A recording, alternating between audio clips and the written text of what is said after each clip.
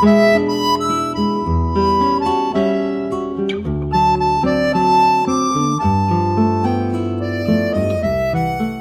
dia, boa tarde, boa noite para todos que estão assistindo esse nosso programa. Esse aqui, como você sabe, nosso canal é Engenharia Perspectiva, né, onde a gente discute questões da engenharia. Esse canal aqui é patrocinado pela empresa Nept Consultoria e tem o apoio do nosso Sindicato dos Engenheiros do Estado de São Paulo. Hoje eu convidei aqui a professora Adriana Tonini. Ela é a atual presidente da ABENGE, né, Associação Brasileira de Educação e Engenharia, tá? Que eu estava vendo aqui, a ABENGE ano passado fez 50 anos de história, já é uma bastante longeva também a instituição, e a ABENGE tem vários, uma das características da ABENGE é que ela promove anualmente, né, me parece, né, professor, e quase nesse tempo que a ABENGE existe, ela promove o COBENGE, né, Congresso Brasileiro de Educação e Engenharia. Tá?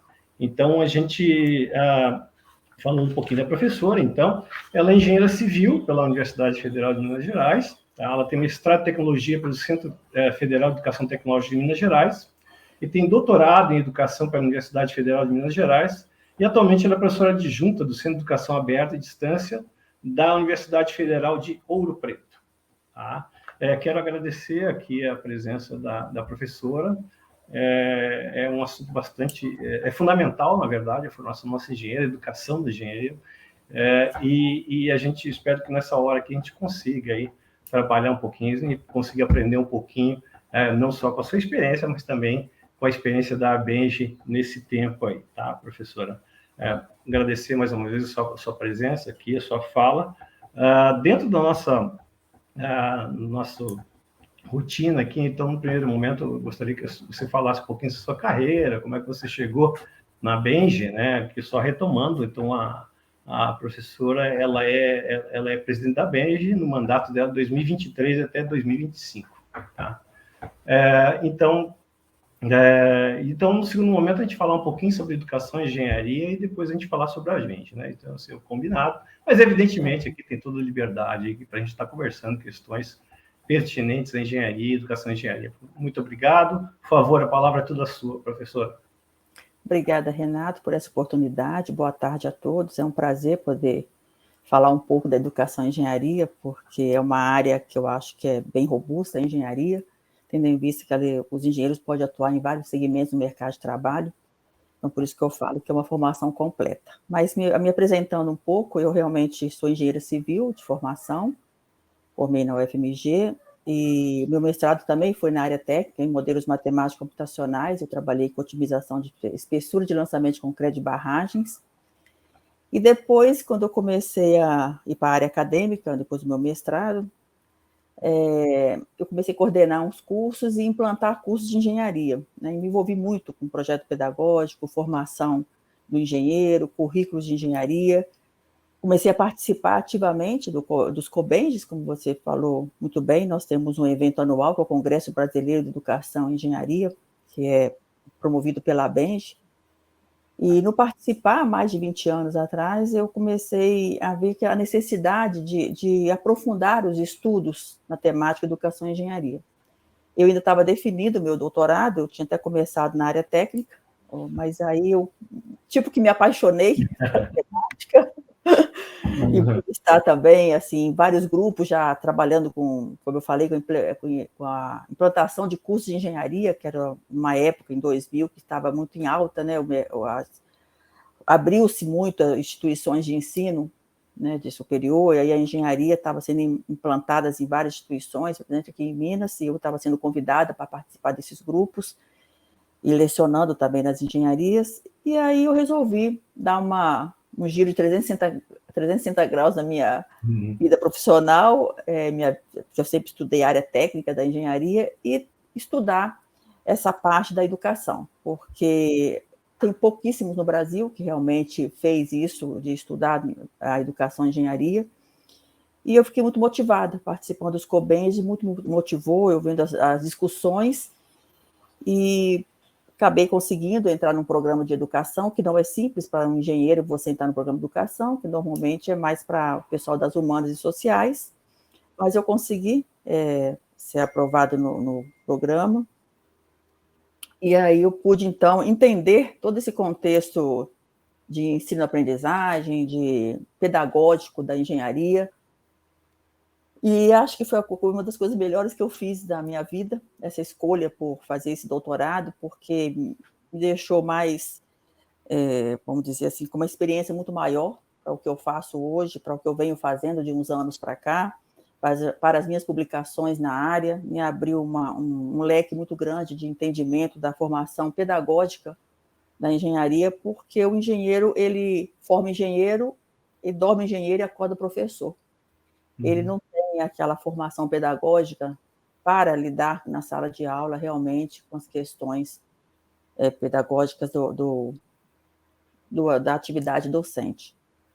Então, eu acho que eu fiz uma escolha muito boa, né? E, além disso, também, cada vez mais eu fui me especializando e publicando nas novas temáticas aí dessas temáticas de competências, por exemplo. Eu oriento bastante aluno de pós-graduação na área de competências requeridas pelo engenheiro no mundo do trabalho, que é o que nós colocamos nas diretrizes curriculares, que nós publicamos em 2019, a questão da formação por competências, que, na realidade, o que seria essa formação por competências? Uma formação que pense as metodologias de ensino-aprendizagem para, de fato, formar um engenheiro diferenciado que atenda a esse novo mundo do trabalho, ao século XXI. Porque o engenheiro, como eu fui formada, totalmente tecnicista, ele já não atende, né? Se você pegar aí todos os programas de trainee, os programas de seleção de engenheiros, um engenheiro tecnicista já não atende esse novo mundo, né? Vamos dizer assim, essas novas demandas de mercado. É claro que até a formação tecnicista, em nenhum momento eu vou falar que ela é desconstruída, eu defendo, o engenheiro tem que ter essa formação tecnicista, senão ele não pode ser nem responsável por calcular, por fazer nada. Né? Então ele tem que ter. Só que, alinhada a essa formação tecnicista, ele tem que ter uma formação também humanística, generalística, uma formação crítica. Então, essa outra formação que está sendo requerida, né? Você vê nos processos saber trabalhar em equipe, se comunicar bem, a escrita. Então, são várias exigências, né, que demanda trabalhar com projetos, com aprendizagem ativa. Então, isso tudo são novas demandas, né? E esse engenheiro ele tem que ser capaz, e nós temos que formar esse sujeito na escola. Então, são novas metodologias de ensino-aprendizagem que a gente consegue formar esse sujeito. O que são essas novas metodologias? Aprendizagem ativa, por exemplo, que você dá um projeto e o aluno tem que buscar, né, passando por várias etapas, como resolver aquele problema que ele recebeu, trabalhando em grupo, vendo a aplicação daquilo ali. Então, ele perpassa não só com a parte teórica, tecnicista, mas também várias outras questões ali no meio, até fazer um levantamento do local, da parte geográfica, da viabilidade econômica. Então, ver todo o contexto de um projeto para entender as várias partes. E fazendo em equipe, já desde a escola, você trabalhando com equipe, com seus pares, porque é isso que você vai encontrar no mundo do trabalho. Você não vai estar lá um aluno isolado, um profissional isolado. Ele vai estar trabalhando globalizado, aqui com outros países, aqui falando várias línguas ao mesmo tempo. O meu filho mesmo, ele fala alemão, italiano, inglês, na empresa que ele trabalha em Berlim. Então, assim, ele é engenheiro, inclusive. Então, você vê como que requer ele estar assim, ao mesmo tempo que ele está falando em português, ele já passa a falar inglês, ele já passa a falar italiano, dependendo do público que ele está conversando, e é isso que está sendo demandado. Então, nós temos que formar esse engenheiro. E aí que entra, então, que competência nós queremos formar esse engenheiro? Um engenheiro criativo, um engenheiro que tem uma percepção do seu papel ali naquele contexto socioeconômico, por exemplo, porque eu sempre falo com meus alunos, o que você é um engenheiro que se forma no Sudeste para trabalhar no Sudeste é diferente do engenheiro que vai trabalhar no Norte. São outras realidades.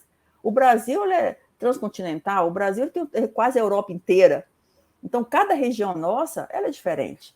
E atender as regiões, ele precisa de uma formação que possa dar essa flexibilidade, ele se adaptar a essas exigências desses mercados, conforme o lugar que ele vai no Brasil trabalhar. Então, não dá para você formar um sujeito que ele fica só pensando naquela realidade dele, onde as cidades já estão desenvolvidas, por exemplo, pega São Paulo ali, uma cidade desenvolvida, agora se ele vai lá para Pará, a realidade é outra. Tem coisas que ainda estão sendo construídas, que estão em desenvolvimento, então ele tem que saber atender a todos os lugares. Então é uma formação muito generalista também. Então é essa que é a defesa, e acho que a educação em engenharia, ela vem desse contexto da gente dialogar essas questões todas, porque ela envolve a formação do engenheiro como um todo, né? Todos os currículos de engenharia, e parte do currículo de engenharia, dependendo da sua modalidade, se ele vai fazer engenharia mecânica, engenharia civil, de automação e controle, tem uma parte que é comum, né? Que são umas competências que são comum a todos os engenheiros desenvolverem. Uhum. Professora, só retornando um pouquinho, você comentou ali no início a questão de leis, diretrizes e bases dos currículos de engenharia, né? Diretrizes curriculares nacionais dos cursos de graduação em engenharia. Tá. E isso aí, em que âmbito que era discutido e quem eram mais ou menos os grupos, a formação dessas pessoas, assim, só para a gente entender um pouquinho como é. Isso aí é no início dos anos 2000, né?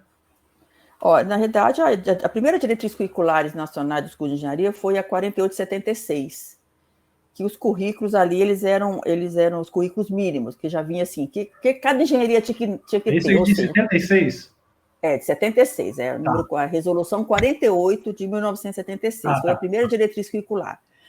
Ela é elaborada no Ministério da Educação, no INEP, Instituto Nacional, né? E no Conselho Nacional de Educação, que é responsável por todos os cursos de graduação do país, de formular diretrizes curriculares. Então, nós tivemos as primeiras, que é como se fosse uma receita de como organizar um curso de engenharia. A primeira, ela era pelos currículos mínimos, ou seja, o que tinha que ter em cada disciplina, quais disciplinas, por exemplo, Física 1, Física 2, Resistência dos Materiais. Então, ela era assim, uma caixinha com os conteúdos. Depois, em 2002, nós tivemos a resolução 1 de 2002, das diretrizes curriculares nacionais, que aí já extinguiu os currículos mínimos. Então, ela vinha trazendo os conteúdos básicos, profissionalizantes e específicos, né, dividido assim. Então, os básicos falavam leque, mas não falavam em termos de qual a carga horária de cada um. Falavam, como que eu falo, né, ela tem, depois a outra surgiu, né, então ela passa a valer, mas se você for nela, você vai entender currículos básicos de matemática, física, informática, química e tal. Né? Aí vai falando dos conteúdos profissionalizantes, resistência materiais, algumas que são comuns. E a parte específica aí vai ser para cada modalidade de engenharia suas específicas, né? Como nós temos na engenharia civil, que a minha área cálculo de estruturas, de pontes, isso tudo é da engenharia civil. E aí, então, nós tivemos a resolução 2002, que já foi um grande avanço da diretriz curriculares. No âmbito do Ministério. Dentro do INEP, do Ministério da Educação. Aí, quando nós tivemos... Por que mudou-se? Qual foi o movimento para mudar as diretrizes em 2002? Nós tivemos a LDB, Lei da Diretriz e Base da Educação, em 96, e com isso ela já extinguia os currículos mínimos. Então, todos os cursos de graduação tiveram que se reformular suas diretrizes curriculares para poder adaptar a Lei da Diretriz e Base da Educação. Então, a engenharia, no caso, foi 2002, aí nós tivemos todos, a administração fez o dele, a medicina, a odontologia, direito, todos tiveram que refazer, né? Então, se você pegar a diretriz da faixa de 2000 até 2005, tinha uma discussão da diretriz curricular de todos os cursos de graduação no país, justamente porque a LDB ela extinguia os currículos mínimos. Então, as diretrizes tinham que extinguir também, para acompanhar a lei maior, que é a Lei da Diretriz e Base da Educação. Enfim, então nós reformulamos a diretriz, que ficou muito boa, nós trouxemos algumas novidades, por exemplo, atividades complementares na formação do engenheiro, outras atividades que ele fazia, por exemplo... eu vou lá na área de humanas, vou fazer uma disciplina e agregar aquilo ao currículo dele. Então, é uma atividade complementar à sua formação. A carga horária mínima de estágio que nós trouxemos, o trabalho final de curso que não tínhamos, aí foi colocado na diretriz de 2002, só que ele era individual, né, de uma temática da engenharia. E depois, é claro que o mundo vai mudando, a globalização, o que o mundo está exigindo, o mundo do trabalho desse profissional, e as diretrizes elas vão tendo que ser reformuladas. Então, em 2019, nós reformulamos as diretrizes curriculares nacionais e trazendo essa questão das competências, porque isso estava muito evidente no mundo do trabalho. Que competências os engenheiros têm que ter? O que são essas competências? O que eu falei anteriormente. Então, a gente lista lá nas novas diretrizes curriculares competências que o engenheiro tem que ter. Então, tem uma listagem de 15 competências. O que é isso? Eu estou dando uma orientação para as escolas de engenharia, ao reformular os seus currículos, ou seja, a estrutura curricular do curso, ela possa pensar assim, dentro de materiais de construção, que competência eu quero que esse sujeito ele saia formado dentro de materiais? E tem competência de quê? Só entender os materiais? Não, isso só não vai bastar. Isso aí é a parte tecnicista, mas que mais competência eu vou conseguir esse sujeito se for? Né? Dele entender o contexto. Tem várias coisas que podem ser trabalhadas ali dentro para formar com essas competências que vão ao encontro do mundo do trabalho. Né? Então, nós listamos essas competências, nós mudamos o trabalho final de curso, a gente colocou em equipe, não mais individual, porque a gente vê que tudo hoje se trabalha em equipe, é exigido que o engenheiro tenha esse perfil de saber trabalhar em equipe. Então, que ele comece já na sua graduação tendo trabalhado com isso. Então, o trabalho final de curso, ele vem justamente para dar isso aí, que ele saiba trabalhar com os colegas, com outros pares, porque é isso que ele vai encontrar no mercado de trabalho, no mundo do trabalho. Então, fizemos essas mudanças, e ele está num processo, né, de mudanças ainda, várias escolas adaptando essa questão das competências. Há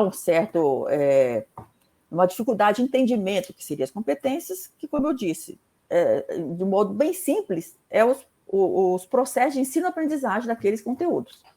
Tem os conteúdos. Como vai ser ensinado aquilo ali? Só colocar lá no quadro, o professor escrevendo? Não, isso já não cabe mais. Ele tem que estar dialogando com a sociedade. Então, como? Através de novas metodologias. Como eu falei antes, projeto, aprendizagem ativa. E eu até lancei um livro, que eu organizei um livro de educação e engenharia, que vai falar justamente isso, ó, as competências na formação do engenheiro. Que é para clarear quem está montando os currículos, como é que faz essas competências na formação dos engenheiros. Tentando trazer vários capítulos que vai falando sobre isso, para ajudar as escolas. Já tivemos o lançamento em dezembro, início dia 1º de dezembro, e está disponível também em e-book, então acho que todo mundo tem acesso. Eu posso te passar depois também, Renato, caso você tenha interesse. Mas, se um dia te encontrar pessoalmente, certamente levarei um impresso para você colocar na sua biblioteca aí. Sendo um prazer. Professor, esses grupos, em geral, são acadêmicos que participam ou tem participantes de outros setores da sociedade? Assim? Tem. Na última diretriz, a CNI participou, o Confea participou também.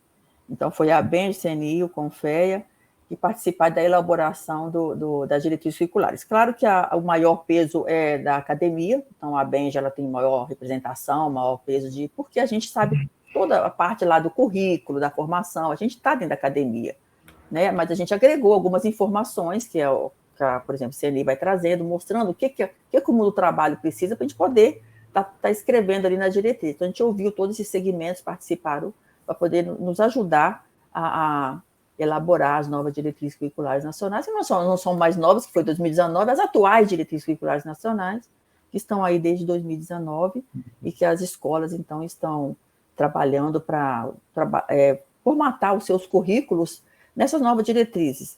Aí você pode me perguntar, eu vou antecipar uma pergunta, mas isso é obrigatório? É obrigatório. Por que é obrigatório? Não vem nenhuma lei que vai multar, não, mas o que acontece? Todos os cursos eles passam por uma avaliação institucional, avaliação da instituição e avaliação de curso. Então, vem uma equipe de avaliadores do INEP, do MEC, que eu sou, inclusive, avaliadora, e vai na instituição, são 3 avaliadores, avaliar aquele curso de engenharia. E a primeira coisa que a gente pega são as diretrizes. Esse curso ele está seguindo as diretrizes? Ele está atendendo as diretrizes? Isso ele é todo pontuado. Então, por isso que eu falo que não tem nada escrito que é obrigatório, mas acaba sendo, porque se ele não estiver dentro do que está na diretriz, provavelmente ele não vai tirar um conceito satisfatório. Ele vai ter uma lacuna aí de adaptação de currículo, desse novo contexto, né? Na verdade, minha pergunta seria um pouquinho diferente, porque pensando essa questão desse conteúdo, dessa diversificação, vamos dizer assim, da educação do engenheiro, eu penso em massa crítica dos professores que sejam capazes de fazer essas leis diretrizes de base elas serem cumpridas, né? Isso me parece... As diretrizes curriculares nacionais, né? Porque me parece que é aí que é o complexo é formar pessoas nessas dimensões, são bastante diferentes, eu como engenheiro também há muitos anos, a gente conhece bastante, aliás, eu diria, dos cursos aí, e existe uma formação bastante estrita sob o ponto de vista técnico, e a gente entende até pela avaliação dos professores atualmente em cima de publicações em revistas indexadas, em papers, em congressos, que exige, evidentemente, a dedicação praticamente integral nisso aí. Então, eventualmente, você encontra um que outro com um pouquinho mais de interesse, mas que não são exatamente expertos aí, por exemplo, vamos fazer dinâmica ideias que existem hoje, né, de montar times, de engenharia e tal, né? Então, nesse aspecto. Mas eu ia lhe perguntar uma questão até anterior, exatamente o contexto, uma coisa que me interessa bastante, a gente está também bastante inserido aí nas empresas, principalmente, né? É como é que dialoga com o texto, né? Você comentou rapidamente, mas aí você, uma primeira diretriz lá em 76, lá nós temos um contexto que ainda era muito bom, embora já tivesse a primeira crise do petróleo, já estava, a ditadura estava já arrefecendo e aqueles índices chineses estavam caindo, mas existia um mercado muito bom.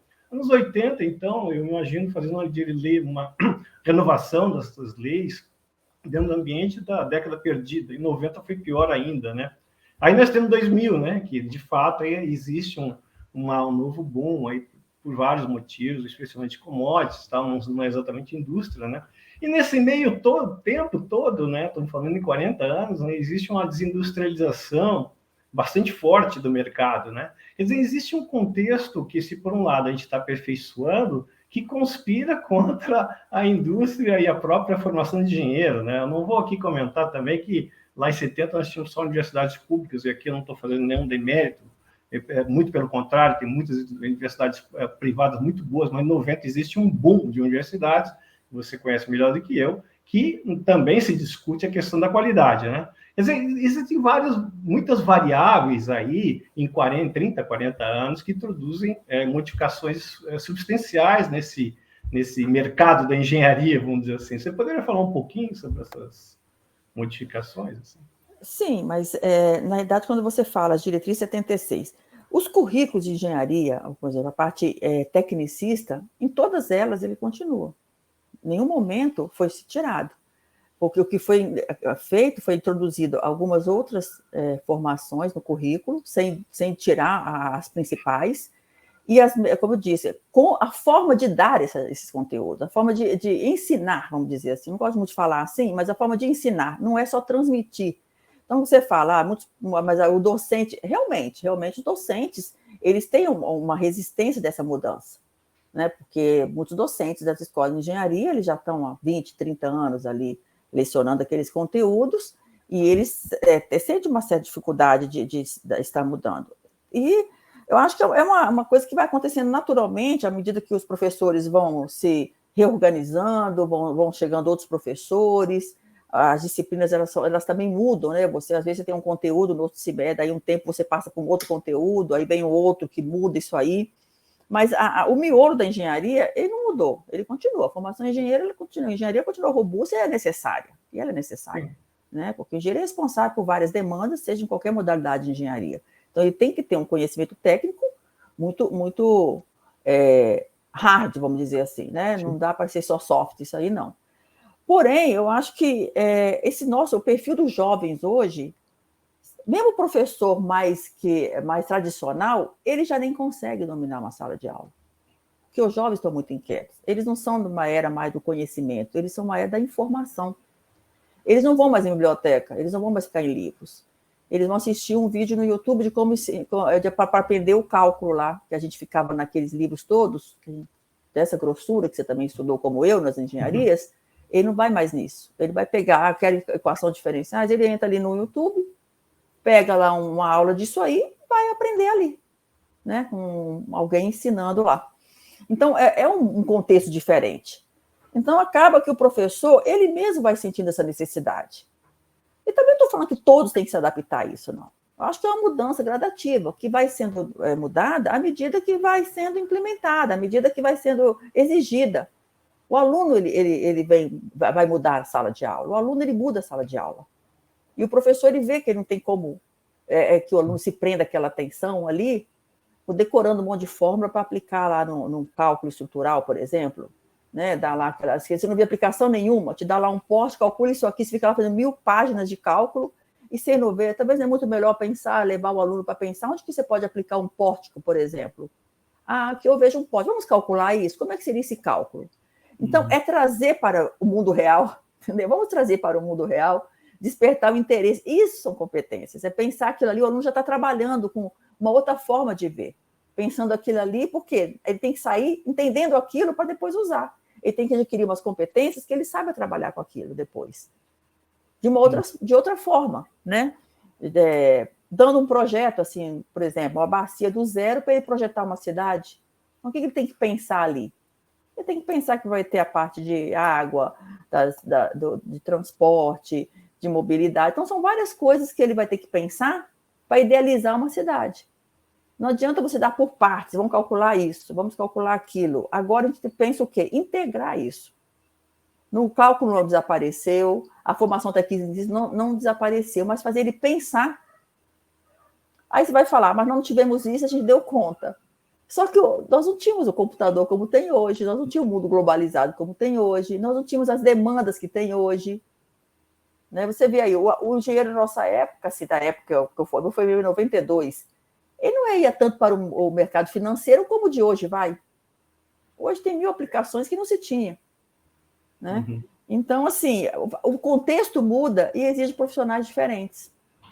E os próprios programas de trainee, você vê que exige uma formação diferenciada. Uhum. Você não vê que fala assim, engenheiro que saiba fazer cálculo estrutural. Não vê isso nunca mais, não existe isso mais. Engenheiro de transporte. Não, vai especificar o que é desse sujeito.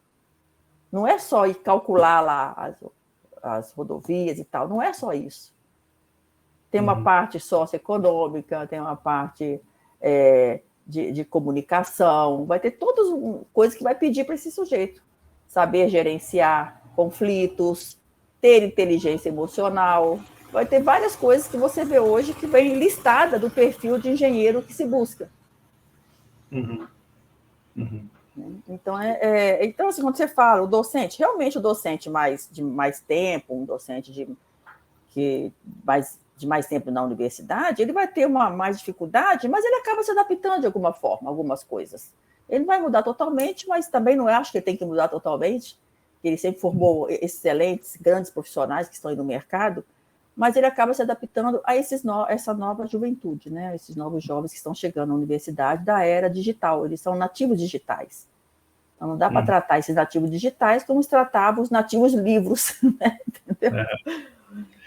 Não, isso aí eu acho que é interessante. Eu só estava comentando assim, que eu acho que formar essa massa crítica talvez não, certamente é muito mais difícil que você colocar algumas diretrizes lá e, bom, agora vamos adaptar, entendeu? Eu acho que essa massa até por eu, várias vezes, assim, por exemplo, tentei colocar disciplina, nós tentamos aqui fazer iniciativa de colocar disciplina de humanas, quer dizer, um ambiente refratário a esse tipo de conhecimento multidisciplinar por natureza.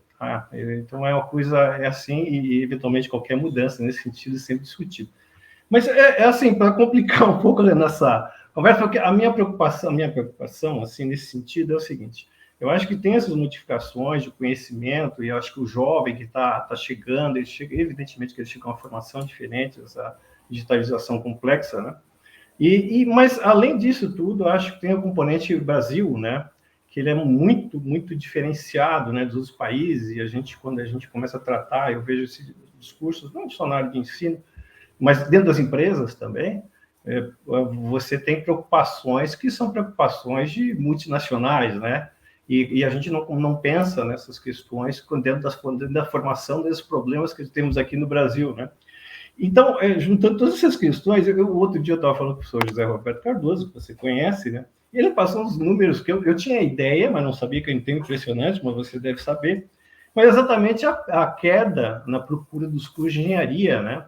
Ele me passou as informações seguintes: olha, 2017 tinha 1,5 milhão de alunos estudantes de engenharia, 2022 tinha 800 mil, ou seja, caiu pela metade, né? Em 2014 havia 250 mil calouros a mais que 2022. E em 2022 tem mais candidatos do que vagas, né? E eu recentemente participei de uma banca lá em Porto Alegre, e a pessoa estava da Federal, né? O pessoal comentando que há alguns anos o curso de engenharia, a procura 17 candidatos por vaga, o último foi 3 ou 4 por aí. Quer dizer, ocorre um movimento assim de desinteresse, né? Me parece bastante evidente. Eu gostaria de escutar você também, a sua leitura, mas os números estão dizendo essas informações, e que medida que essas relações, tantas transformações no ensino, nas pessoas, mas no número frio, né, está ocorrendo uma queda nisso aí, quer dizer, alguma coisa não está funcionando. Que aí nós temos que falar sobre o mercado também, que isso é fundamental, né? A gente tem um mercado que está em queda também de procura, né? Então isso aí também influencia, né? Mas eu gostaria de falar para você falar um pouquinho sobre essas coisas aí, essas informações. Nós temos vários fatores, né? Primeiro que a engenharia, ela acompanha a economia. Uma economia aquecida, a engenharia está em alta. Isso é fato. Sempre foi assim no Brasil e em qualquer lugar. Economia industrial, né, professora? Porque até o ar, só que não gera emprego, né? Exatamente. Então, já tem essa questão do cenário do Brasil, né? Outra questão que eu vejo, essa queda, né? Há tantos anos atrás, tinha 17 por vaga, 18, 20, hoje 3, 4, 2, 1, né? Depende da engenharia, depende de qual instituição, e algumas nem fecham turmas de engenharia. Nós abrimos um leque muito grande de formação, né? Principalmente nesse mercado digital, esses cursos de mídias digitais, que tem atraído muitos os jovens. Então, a gente perde muito talento para a engenharia, alunos que seriam um potencial para a engenharia. Eu falo que aluno que tem afinidades, né, com as exatas, então é um potencial aluno para cursar engenharia, que vai para mídias digitais porque é atrativo. Ele acha esse menino jovem de 17, 16, 17, 18 anos, que é o que vai para começar a graduação, que ele vai se tornar um blogueiro, um influencer digital e vai ser o próximo trilionário do mundo.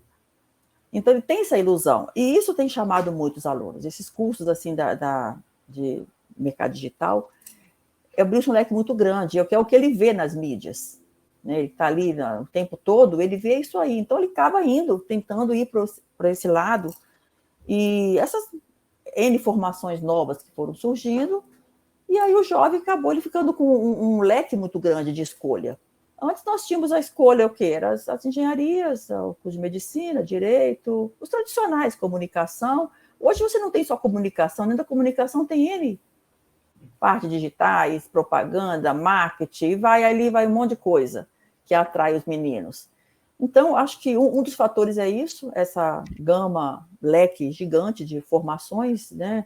Que às vezes até com 2, 3, 4 anos, uma formação menor, uma engenharia são 5 anos, porque nós temos um documento de 2007 que fala, o mínimo de um curso de engenharia são 5 anos, 3.600 horas, mínimo 3.600 horas, e mínimo 5 anos. Não existe curso de 4 anos e meio, não é reconhecido pelo MEC, é no mínimo 5.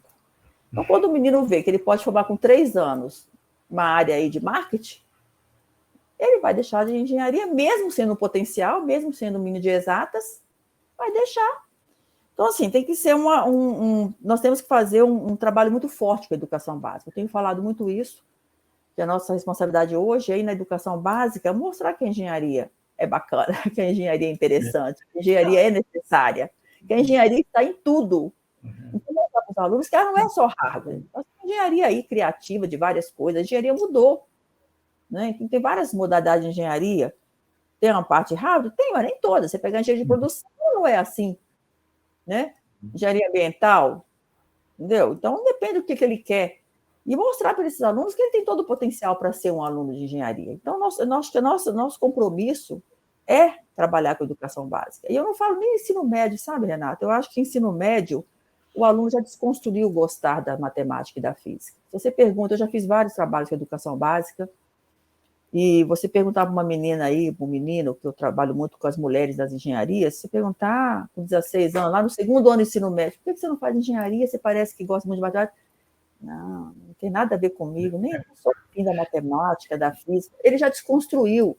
Hoje tem que trabalhar com um menino lá de 11 anos, 12 anos, 13 anos, que está conhecendo a ciência, entendeu? Mostrar que a matemática, a física é uma ciência como outra qualquer. Desmistificar, né, essa questão.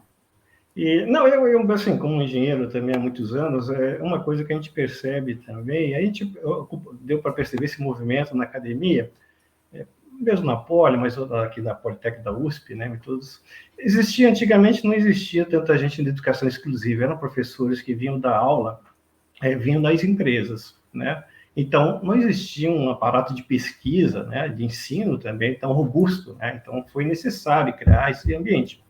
Ao criar esse ambiente, se criou, então, a dedicação exclusiva, a dedicação integral, onde ele vai trabalhar, Só que esse engenheiro não tem experiência nas empresas, ou seja, ele tira talvez a melhor parte aí da profissão de engenharia, que é exatamente a experiência na solução de problemas técnicos, problemas industriais, né? E me parece que hoje, por exemplo, eu brinco, né, evidentemente, com colegas meus, né, mas digo assim, mas você é professor de engenharia, você não é engenheiro, entendeu? Você não está acostumado a resolver problemas de engenharia, desde a hora de fazer uma proposta, fazer um esforço, um escopo, até parte técnica, até simplesmente você acompanhar todo o desenvolvimento e perceber como que aquele produto se dá, como é que ele resolve as questões, né? Quer dizer, houve um certo distanciamento também do mercado de trabalho, e é assim que eu justifico essa falta de interesse, né? Porque eu também, na minha opinião, acho tão legal. Eu já calculei muita coisa para carro, até para submarino, para Vale, para Petrobras, para plataformas. É muito interessante. Eu acho que se a gente conseguisse dar essa abordagem, evidentemente, eu acho que conseguiria captar novamente, recuperar um pouco desse espaço perdido entre os jovens também. Mas isso eu acho muito difícil, isso que eu gostaria de escutar, se você tem esse feeling aí também, dessa teorização demasiada, né? Que a gente fala engenharia, matemática, física, isso é um fundamento, né? Mas, na verdade, é uma ferramenta que você vai utilizar seu computador para resolver problemas da engenharia, né? Sim, mas para ele entrar na engenharia, ele tem que passar pelo básico, e o básico é isso. E o aluno, ao escolher, ele se prende a isso, ele não pensa lá na frente. É isso que a gente tem que mostrar que a engenharia é outra, não é só esse básico que ele tem, que é dessa ciência básica, né? A concepção do curso, né? É isso que eu quero dizer. Né? Exato, ele tem que ter a percepção do curso como um todo, né? Hoje eu vejo essas universidades particulares, privadas, aí, que algumas, né, a gente tem uma certa restrição, mas eles falando, né, no primeiro mês você resolve problemas, eles entenderam já que um dos problemas é esse, né, você tentar implantar. Mas a diretriz, ela vem isso mesmo, a gente não quer que fique mais aquele ciclo básico só teórico, o aluno até desiste, a gente já quer que mescla, né? Já traz alguns conteúdos profissionalizantes já desde o início. Claro que é coisas mais introdução à engenharia, disciplinas que não dependem de ter uma base, né? Mas você falou um ponto aí, a questão de professor de dedicação exclusiva, eu vou comentar sobre isso. Você está pegando o mundo das públicas, né? Sim. Poucas privadas, mas assim, se você pegar as engenharias públicas, é menos de 20%. Mais de 80% estão nas privadas, que tem o professor que trabalha em empresas e vai dar aula. Então, bem menos de 20% que estão de dedicação exclusiva, muito menos de 20%. Os cursos de engenharia dados aí no mercado, no Brasil inteiro, é mais de 80% nessas que o engenheiro que está no mercado dá aula, né, é professorista. E aí, quando você fala professor de dedicação exclusiva, eu penso o seguinte: os laboratórios de pesquisa do Brasil são nas universidades públicas. Nós não temos, igual aos Estados Unidos, que tem os laboratórios que as empresas elas montam os laboratórios de pesquisa, e as pesquisas estão ali, que o docente ele vai para ali, né? Nós não temos isso. Hoje mas são países que o recurso público é apenas 25% de recurso público.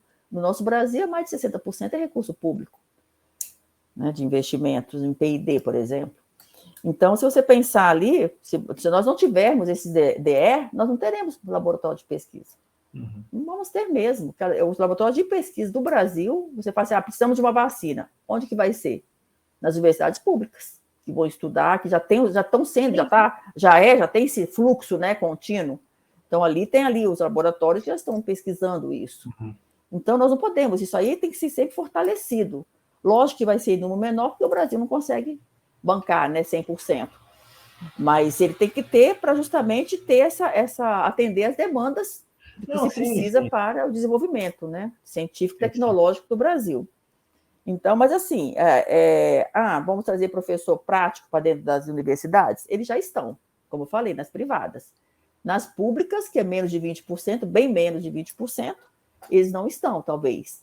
Então, pode-se fazer um percentual, eu acho que é importante. Acho que poderia, sim, trazer um professor de 20 horas, não ser todo de dedicação exclusiva, por exemplo, 30% ou 20% do curso ser de professor horista de 20 horas, né, de 20 horas, que ele está ali, ele está no mercado e está trazendo. Eu acho que isso também é importante para as engenharias. Eu acho que esse movimento também é bom. E para o aluno também é interessante que ele tem como dialogar do mercado. né, entender mais esse contexto, principalmente para algumas disciplinas chaves, tem um professor que está no mercado para poder trazer isso. Eu acho que é interessante, mas é um movimento que uns acham, eu penso assim, agora não é todos os meus pares Não, que eu não acham. estou nem defendendo, isso é questão de exclusivo. Eu acho que tem essa interação universidades e empresas, é uma coisa muito importante para trazer esse componente. Eu acho que com muito cuidado, são universidades públicas, né? Eu acho que essa é a questão, né? Como é que você trata isso aí. Agora, assim, eu me refiro muito às públicas porque, embora seja uma porcentagem menor, a minha referência, e eu acho que a referência da maioria das pessoas, tecnicamente, né, aí das públicas, de fato, elas conseguem ter, na média, né, um nível bastante elevado. Esse é um dos patrimônios, na verdade, do Brasil, talvez seja as públicas e a pós-graduação, talvez seja das melhores coisas que o país conseguiu fazer. Né? Exatamente. Tá. Que é um modelo, né? Até se a gente modelo. pensar em outros países, o nosso país é um modelo. Por exemplo, o CNPq, eu fui diretor do CNPq 5 anos, né? Fui diretora de Engenharia, Ciências Exatas, Humanas e Sociais. Nós somos um modelo, não existe um CNPq em lugar nenhum. Não. Com os pesquisadores de ponta, os cientistas todos agregados ali, e recebendo financiamento do governo para a sua pesquisa. Isso não existe em lugar nenhum do mundo. E não tem que acabar, tem que fortalecer. Não, tem que fortalecer, tem que aumentar o orçamento. Né? Exatamente, aumentar e aumentar nos pesquisadores, principalmente os jovens pesquisadores, né? Incentivar esses jovens pesquisadores. Mas eu concordo com você muito, as universidades públicas, como são os nossos laboratórios, são fundamentais. O professor DL é fundamental para isso, ele vai por conta da pesquisa, porque se ele começar a trabalhar em outro lugar, a cabeça dele não vai focar nas pesquisas, ele vai focar no trabalho lá fora. Trazer as pesquisas mais, assim, de acordo com interesses, né, externos e de empresas também, tanto quanto possível também, que isso é uma outra questão. Deixa eu aproveitar a sua experiência, tanto se fala hoje em cursos presenciais, cursos híbridos, o que o pessoal nos fala sobre isso aí dentro da engenharia, evidentemente, né? Bem, todo mundo me faz essa pergunta, né, que eu acho da EAD. Pode perguntar à vontade, sim, porque tem em vários lugares que eu vou, uns eu já ouço primeiro. Não, eu sou totalmente contra, nós somos contra, depois, o que você acha? Eu falo assim, eu sou a favor. Aí eles me olham assim, mas calma aí, esse a favor é a favor de um curso mais híbrido, é a favor, porque o mundo está assim. Como é que a gente vai divergir desse movimento tecnológico que a própria pandemia mostrou que funcionou? Então, não dá para falar assim, não quero, não aceito. Então, como que eu, como presidente de uma associação, a BENJ, estudiosa, vou falar assim, não, eu sou totalmente contra. Eu estou indo contra o mundo todo. Então, eu sou a favor com restrições.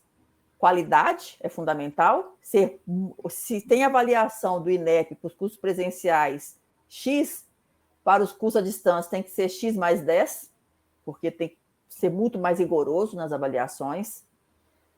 Eu acho que laboratórios tem que ser presencial. Tem alguns conteúdos que o aluno ele tem que pôr a mão na massa, de fato, não dá para você abrir mão. Agora, tem disciplinas, conteúdos, perfeitamente viável de você permitir que seja da forma virtual, mas com a presença do professor, né? Montar uma plataforma e deixar o aluno, não. É isso aqui que nós estamos fazendo, a aula sim. Uma aula dinâmica, né? Vamos dizer assim. Se eu fosse o aluno, você o professor, a gente está aqui conversando, a gente tiro minhas dúvidas, estou te vendo, e não montar uma plataforma e deixar lá, e o aluno, aquele tal do vira-se agora. Não, não é isso. É facilitar do aluno poder estar na casa dele, o professor estar naquele local de trabalho e dar aula para vários alunos em lugares que eles estão diferentes. Mas aqui é o EAD junto, né? Ali acontecendo em tempo real. Então, assim, são várias modalidades diferentes. Não dá para a gente pegar uma engenharia, simplesmente montar um curso inteiro de plataforma, compra-se o pacote e vai ser engenheiro, que não vai ser engenheiro. O mercado não vai querer esse menino. Ele vai ser mais um analista. Eles não vão dar nunca na carteira engenheiro, que é um problema que a gente tem também. E coloca como assistente, como analista, como um monte de coisa, primeiro, também para não pagar o teto de engenharia, né, que é 8,5 salários mínimos. Já se usa isso. Imagine uma formação que deixa várias lacunas. Ele nunca vai ser engenheiro. Ele pode estar um engenheiro lá no diploma dele, mas ele nunca no mercado de trabalho vai ter um status de engenheiro, no sentido de assumir as responsabilidades que a engenharia exige. Um sujeito bem formado em engenharia sabe que tem várias responsabilidades.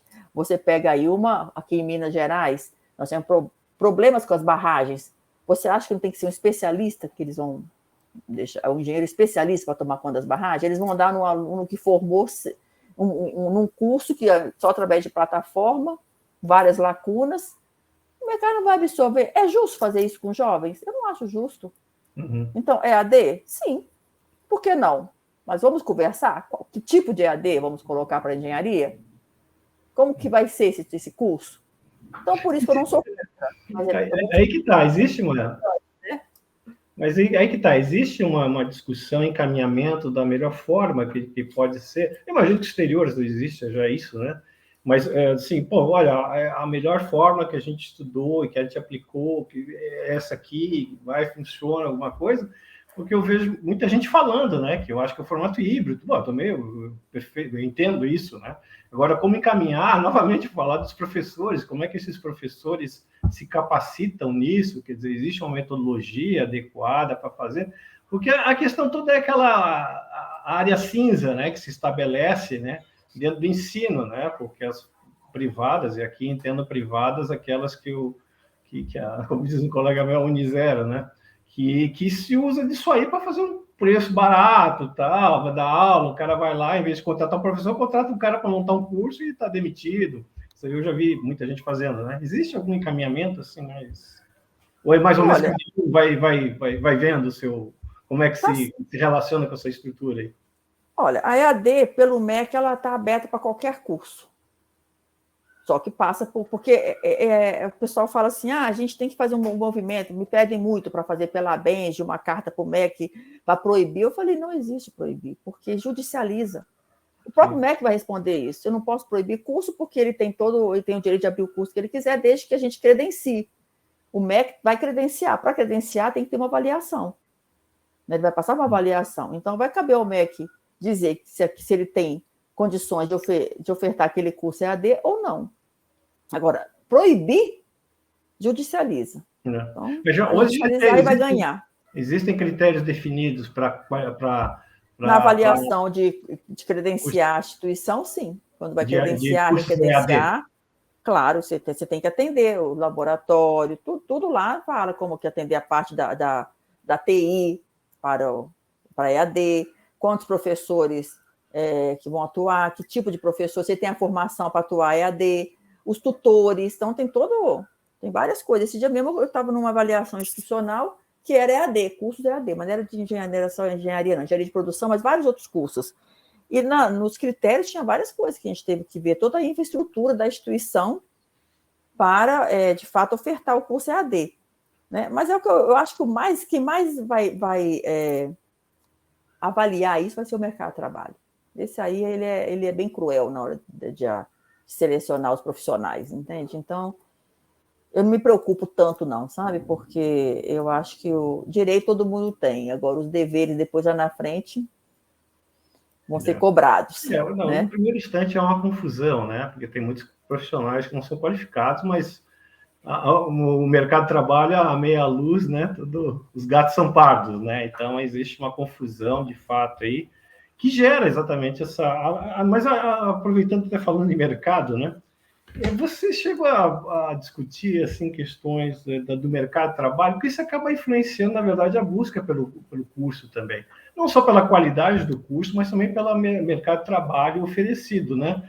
Para os engenheiros em geral, né? E hoje, o que eu observo, assim, que eu, como cara que está no mercado também, é que deu uma degradada boa, assim, na condição de trabalho dos engenheiros, que às vezes você acabou de falar, a questão de analista, pô, eu conheço cara aí, um cara muito experiente, mas olha, que eu tenho isso aqui com essa condição. PJ, então, nem se fala, né? Quer dizer, basicamente se estabeleceu um novo regime de trabalho, né? Paralelo à CLT. Outra é questão, até se fala em uberização da economia, né? Que é um conceito que se pegou, né?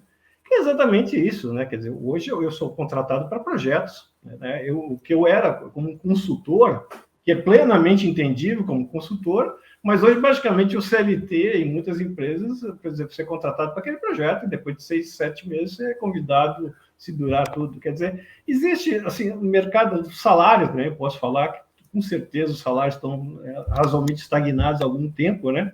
E nisso vem toda a questão de supressão, direito trabalhista, essa história de engenheiro, empreendedor, também tem uma série de questões que vêm dentro de uma dinâmica do capitalismo financeiro, vamos falar assim, né? Quer dizer, nós saímos daquele capitalismo industrial, hoje é financeiro, quer dizer, onde as coisas se resolvem dentro de uma dinâmica um pouquinho diferente daquela que a gente viu se criar uma indústria, né? Hoje é uma outra condição de trabalho. Um pouco, vocês, isso eu vejo assim, na base dessa busca desses dinheiros, quer dizer, se eu fizer um curso de engenharia, eu vou arranjar um salário, mesmo assim, com alguma dificuldade, e vai ser por contrato e mesmo assim, e aí, para complicar um pouquinho mais, o Brasil, com essas idas e vindas dele, né, da economia que depende e que, eventualmente, aí influi na carreira de todo mundo. Assim. Porque no mercado nós temos as multinacionais, nós temos grandes empresas, nós temos as consultorias, né? Uhum. Então, a maioria das consultorias, de fato, trabalha com PJ, né? Ou por projeto, elas não têm esse contrato fixo, né, com o profissional. Uhum. As que têm são mais essas multinacionais, né, que têm realmente uma carreira, né, que tem condições de manter isso. Então, é muito diversificado, mas o próprio menino que está formando aí, esses jovens, eles querem mais a consultoria. Eles não estão querendo fazer carreira nessas grandes empresas, não querem mais nem empresas públicas, que eu tenho acompanhado, eles querem, assim, ser bom naquilo que eles fazem. E aí, tipo assim, meu passe é alto, eu vou pedir o que eu quero, porque eu sou bom, e aí vai chegar num ponto que eu vou ser necessário, né? Então, as consultorias vão me querer.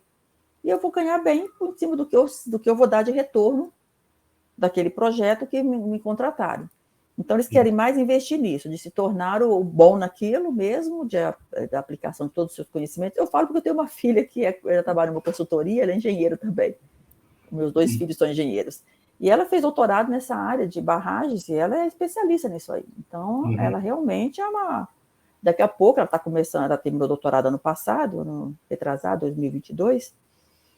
Então, ela está se tornando cada vez mais especialista. Então, imagina que 10 anos ela vai estar muito bem, assim, no sentido de que ela vai entender bastante dessa área e vai poder atender vários mercados nacionais e internacionais, né, com todo o conhecimento dela e com toda a aprendizagem no mundo do trabalho que ela vai ter. Então, ela não está preocupada se eu falar que você não quer fazer um concurso público, tem tanta área interessante de pesquisa, já que você tem doutorado, ela não quer nem ouvir isso.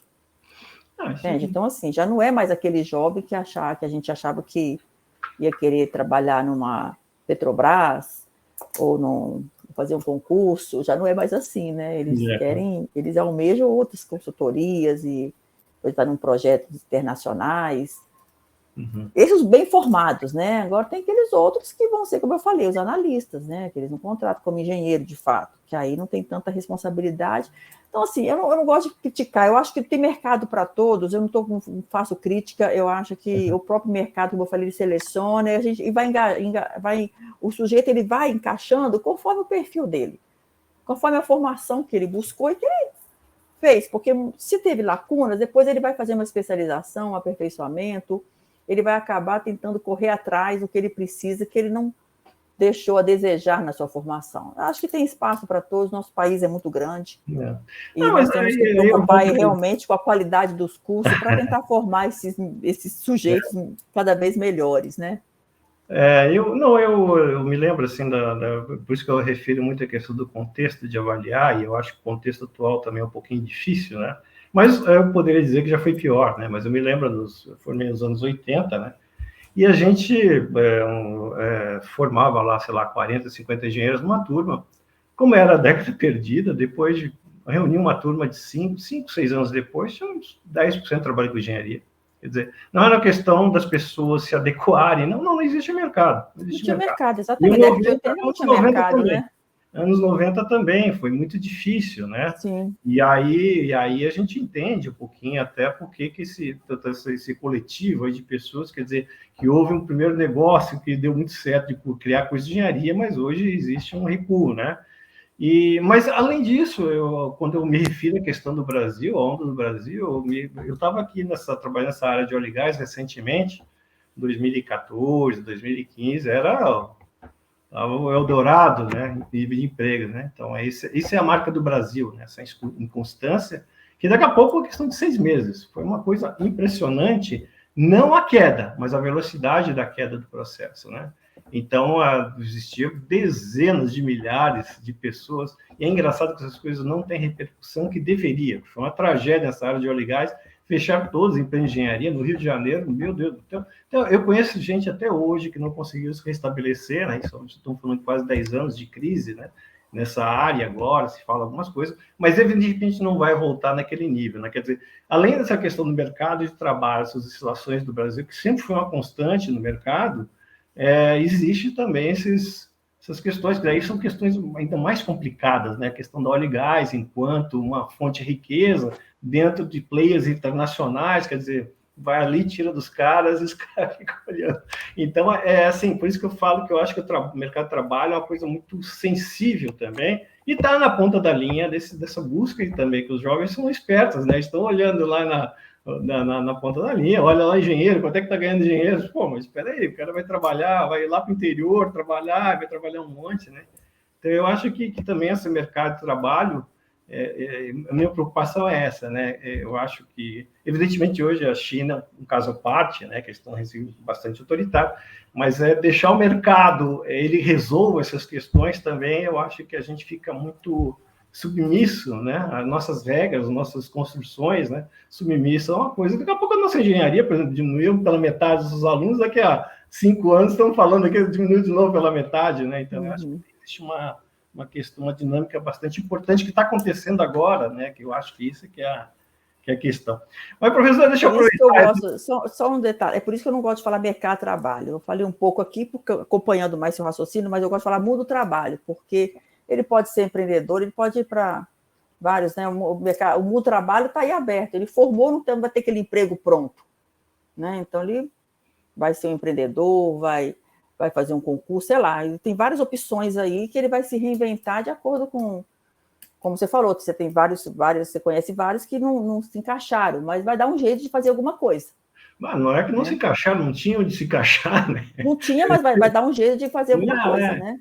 Vai se reinventar, não, vai então, para o mercado financeiro, nós somos cheios de engenheiro no mercado financeiro. Então, ele se reinventa, né? Eu estou falando do engenheiro, ele se reinventa, ele vai empreender alguma coisa assim. Emprego pronto, eu acho que hoje nem tem mais, assim, muito difícil, né? Eu acho que é por essas coisas que a gente tem que brigar também, né, para restabelecer esse mercado. Professora, bom, já está avançando o tempo, queria aproveitar um pouquinho da sua presença aqui, uma das dificuldades que a gente tem na engenharia, entre tantas, né, é a presença feminina, né? Então, eu tive a oportunidade de conversar com algumas, tentei com várias, não consegui, mas eu tive a oportunidade de falar com a professora Liede aqui, que foi diretora. Conheço bastante, uma grande amiga. Então.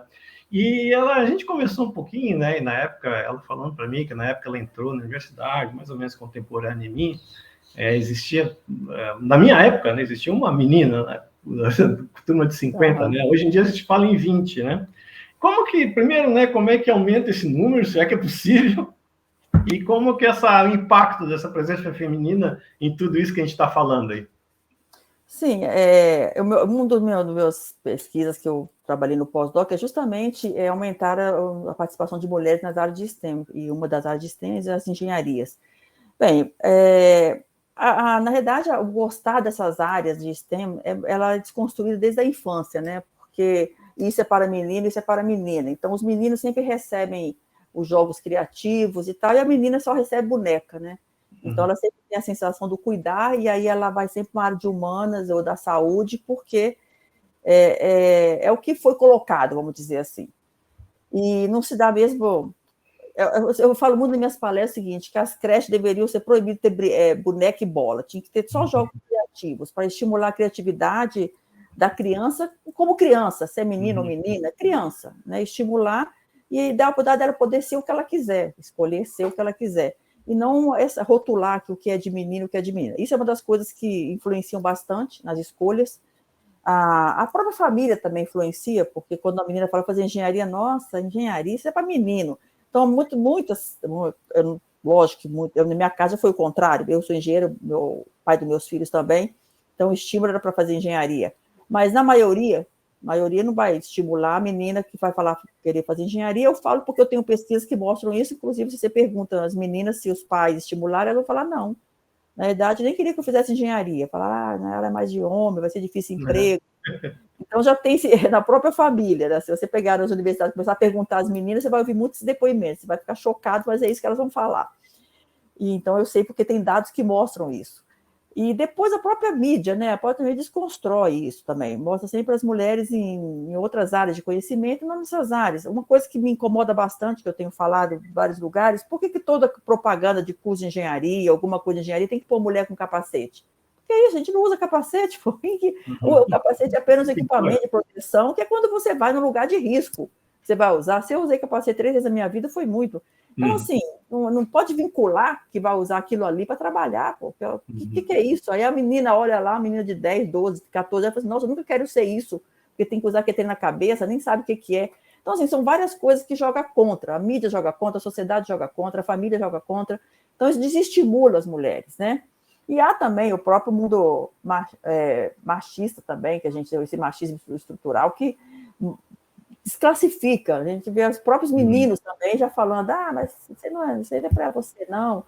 Então, são N fatores, né, que a gente tem que trabalhar muito ainda na sociedade para mudar de fato, e as mulheres se inserir, porque os dados mostram que apenas em torno de 20% que são mulheres nas engenharias. Não, mas na engenharia ambiental, vi lá que tinha 80% de mulheres. Mas quando você soma todas as engenharias, 20%. Se você pegar, por exemplo, o número de bolsistas mulheres de produtividade do CNPq, engenharia, 3%. Pesquisadores da área de engenharia no Brasil, que são bolsistas, no total, assim, geral, são 29% de mulheres. Entendeu? Então, assim, sempre a margem é pequena. Se você pegar também, por exemplo, nas universidades públicas, quantas reitoras que nós temos? Apenas 30%. Vice-reitora, 35%. No mundo corporativo, de uma forma geral, 26% são diretoras, apenas 16% são vice-diretoras. Eu vi uma pesquisa que das 500 maiores empresas no mundo, 3% das executivas eram mulheres. Olha que número pequeno. 3% das 500 maiores empresas do mundo. Então, assim, os números são muito ruins. Então, é um movimento que tem que ser feito. É desconstruir na menina, desde a infância, que todas essas profissões, ela pode escolher, ela pode estar presente. Né? Não é falar que isso é difícil para ela ou que não é uma área para ela.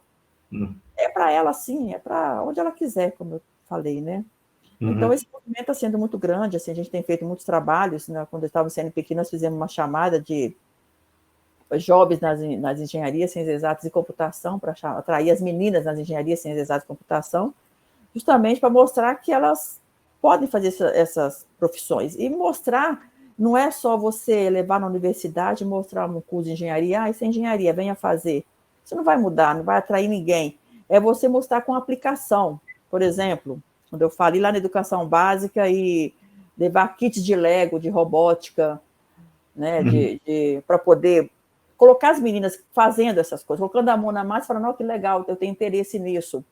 Levar kits de química e mostrar que sabonete, shampoo, tudo é feito com a química, entendeu? Mostrar que existe aplicação de coisas que a gente usa no dia a dia, para trazer o interesse por essas áreas. Porque você só mostrar engenharia é isso, passar um filme, visitar laboratório, certamente não vai atrair. Na hora que você leva um kit de Arduino, de robótica na educação básica e coloca lá atividades numa feira de ciência, por exemplo, te garanto que ela já vai ver, eu queria fazer isso, eu gostei. Então, ela vai ver acontecendo, ela fazendo, né? Esses aplicativos pedagógicos que tem, bem simples, que dá para a menina fazer, para as crianças, né, já está trabalhando na escola. Isso tudo atrai para essas áreas de conhecimento, de STEM. E não somente mostrar vídeos lá de mulheres com capacete, homens com capacete, naquela indústria super pesada, que a menina até olha assim, assusta. Não, peraí, não é isso não, o dia a dia não é isso não, aí você pode nunca nem ir para a indústria, tem tantas áreas da engenharia que não é indústria, e é desconstruir essas coisas que se construiu, as imagens, né? A imagem, ela fixa muito, né? O visual é muito importante, então quando vê, você acaba sempre, uma menina, igual eu falo, o capacete, ele considera totalmente a mulher na engenharia. Quando eu vou dar palestra, que a minha propaganda, o foda, e vem a menina, eu falo, não, pode tirar, senão eu não vou dar essa palestra, não. Essa menina aí com esse capacete vai me tirar todo o ânimo. Não, tem que tirar isso. A minha campanha é não o capacete nos folders. Para que isso? Eu estou indo para dar uma palestra na indústria, numa área de risco, aí tudo bem, poderia até ser. Mas eu indo na universidade, eu indo nos CREAs, por exemplo, que eu sou chamada para dar palestra, me põe lá o folder da propaganda da minha palestra, 3 mulheres com capacete. Para quê? Eu não vou dar palestra de capacete. Toda brincadeira, mas essas coisas é sério, viu? Isso aí muda muito. Mas deixa eu só aproveitar mais um pouco sua experiência como educadora, porque essas questões estruturais, não só, né, uma questão do machismo, né, que a gente está falando, mas também o racismo, né? Dizer, o que a gente entende é o seguinte, que a universidade é um ponto muito distante, vamos dizer assim, para a gente começar um trabalho dessa ordem. A gente tem que começar antes isso aí, né? Me parece que essa é a questão. Essa é a questão. Da educação básica. Não adianta começar na universidade, é lá embaixo. É lá na educação infantil e vai, né, vai se construindo. E nós temos um problema muito grande no Brasil, pelo tamanho que ele é. A educação pública nossa é de uma qualidade muito ruim, né? A educação básica pública. E que é mais de 80%, né, dos jovens estão na educação básica pública. Então, isso é preocupante. E essa educação básica pública, eles não têm a informação. Vou te dar um exemplo.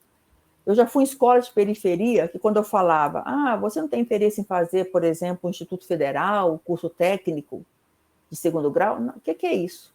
Nem sabe o que existe. Olha, é gratuito. Existe de graça? É público, gratuito, você pode ter acesso. Não sei, não sabia. Tem universidade pública. Existe universidade pública? Não tem que pagar? Não tem essa informação. Não tem. Se você for escolas públicas de periferia, não tem essa informação. Então, é outra campanha que nós tínhamos que começar a divulgar. Por isso que acaba que as universidades públicas ficam elitizadas, porque não há divulgação. A gente falou bem aqui de universidades federais, e devemos falar bem, né? Mas, por outro lado, uma vez um professor me alertou, né? Eu falei assim, eu tinha que investir mais em ensino fundamental, né?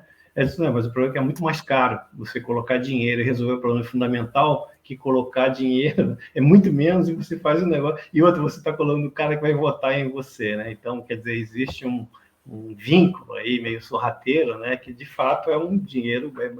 Quer dizer, o Brasil é muito grande, né? Você resolver o problema de fundamento, você tem que já deveria ter feito, já foi pior do que tudo, já foi um pouquinho melhor, né? Então, acho que é uma questão também que é importante que deve ser mais bem tratada aí, para a gente poder exatamente não chegar nesse ponto. Às vezes, olha, chegamos na universidade, mas é meio tarde para a gente resolver de questões de machismo estrutural, racismo estrutural, eles estão prontos, né? A gente pega... Mas isso tudo que eu estou falando é para fazer lá na educação básica, tá? Na universidade já tem que chegar, já disso aí está resolvido. Não, exatamente isso que eu estou falando, né?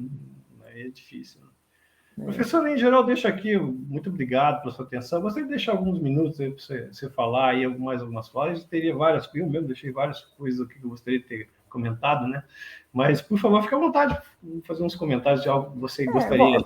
Vou convidá-los a participarem do COBEND, que é o Congresso Brasileiro de Educação e Engenharia. Nós estamos na 52ª edição.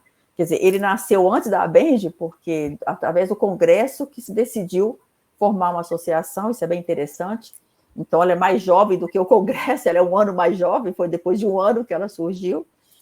E esse ano ela faz 51 anos, né, em setembro, junto com sempre o COBEND, ele é em setembro, ele tem 52 anos que ele existe, que ele é anual, e ele já rodou o Brasil todo, ele vai em todos os, né, conforme onde vai sediar o Congresso, e onde essas temáticas de educação e engenharia, elas estão bem latentes nesses 4 dias de evento, porque a gente perpassa não só a parte de currículo, de formação, de toda a legislação do Ministério da Educação, então a gente fala das diretrizes, da curricularização da extensão, de formação de engenheiro, a gente também traz a questão do mercado de trabalho, inovação, tecnologia, os temas emergentes de eficiência energética, estabilidade, hidrogênio zero. Então, todas essas questões são tratadas lá, nós trazemos especialistas de empresas, do mercado, da área acadêmica, para falar, para discutir, colocamos juntos para discutir em algumas plenárias, e aí traz uma visão do que está acontecendo no mundo, no mercado de trabalho, no mundo acadêmico.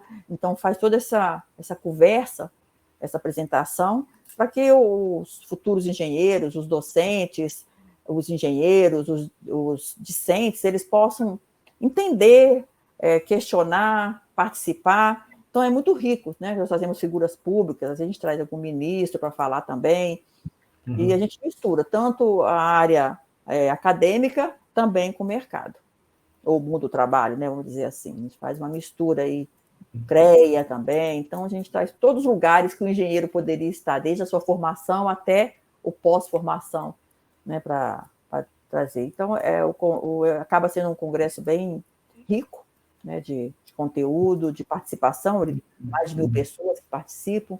Mais de Então, 1.000? Aí. Circula até mais de 1.000, né? Porque a gente faz nas instituições de ensino. Esse ano vai ser na Universidade Federal do Espírito Santo, a primeira vez que vai sediar o COBENJ. A gente está bastante otimista de movimentar bastante o Estado também, porque eu estou trazendo uns projetos para a gente fazer junto no COBENJ com a educação básica, que eu vi uns modelos dos Estados Unidos que eu achei bem interessante, e a gente tem que trazer educação básica juntos para conhecer essa realidade da engenharia. Então, só nesses movimentos que a gente vai conseguir, de fato, tentar alcançar esses jovens para despertar esses talentos para as engenharias, que eu defendo como sendo uma profissão que abre um leque muito grande de atuação. O engenheiro não está só nas indústrias, né? Como você falou muito bem, ele está lá no hospital, ele está na área, no supermercado, porque na parte de logística, então ele está no mercado financeiro, ele atua. Eu falo muito com meus alunos, você não acha que você vai formar engenharia elétrica e vai trabalhar só nas grandes companhias de eletricidade, tipo aqui em Minas, na CEMIG? Não, você pode trabalhar dentro de hospital. Os hospitais todos têm vários engenheiros, né? Aliás, tudo que trabalha hoje dentro dos hospitais, todos aqueles equipamentos, passou pela engenharia, né? Os engenheiros foram extremamente necessários, a eletrônica e tal. Então, por isso que eu acho que é uma profissão belíssima, por poder estar em vários lugares, né? Atuando. Não é atual mercado financeiro aí, que é talvez o poder hegemônico atual, procura tantos engenheiros, tem tantos engenheiros trabalhando. 80% são engenheiros no mercado financeiro, já vi esse dado aí. Nós temos uma entrevista aqui de um colega meu que ele foi para o mercado financeiro, trabalha em investimentos há muitos anos, né? Exatamente, a gente explora esse ponto, né? O que o mercado financeiro e os bancos veem nos engenheiros, né? Então a gente conversa um pouquinho. Professora, eu quero agradecer muito a sua fala, a sua presença aqui. Espero todo o sucesso do mundo nessas empreitadas. De fato, eu sempre me pergunto, a engenharia, eu pelo menos há quase 40 anos, formado, né? E a gente teve que trabalhar tantos projetos legais, tantas coisas bacanas, assim, que às vezes a gente não entende, né? Por que alguém não seria fascinado por esses trabalhos? E essas construções, são coisas concretas, são coisas práticas e são absolutamente necessárias para quem já estudou um pouquinho da história de qualquer país. Quer dizer, passa pela tecnologia, passa pela engenharia, passa pela ciência, passa pela engenharia, pelo engenheiro em si, pelo trabalho dele, né? Então, espero aí muito sucesso. Você já tem uma carreira brilhante nessa educação. Espero só tanta energia quanto for necessária para continuar trilhando esse caminho. Tá? Muito agradecido aí por sua presença aqui. Obrigada, Renato, por essa oportunidade, que é realmente uma oportunidade ímpar, né, da gente estar sempre falando um pouco da engenharia, principalmente da educação e engenharia como um todo, não focando numa engenharia específica. Então, eu que tenho que agradecer essa oportunidade, me colocar à disposição, sempre que precisar, a gente bater um papo. Tá ótimo. Estou à disposição. Tá bom, muito obrigado, professora. Um abraço. Um abraço.